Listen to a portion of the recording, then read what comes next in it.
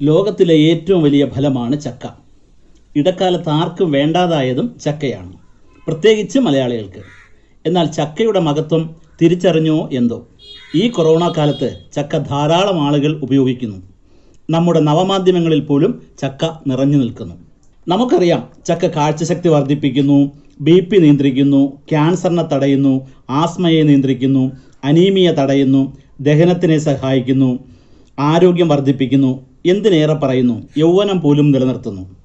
ധാരാളം ഗുണങ്ങളുള്ള ചക്കയെക്കുറിച്ച് മനോഹരമായ ഒരു പാട്ട് നമുക്ക് ആസ്വദിക്കാം.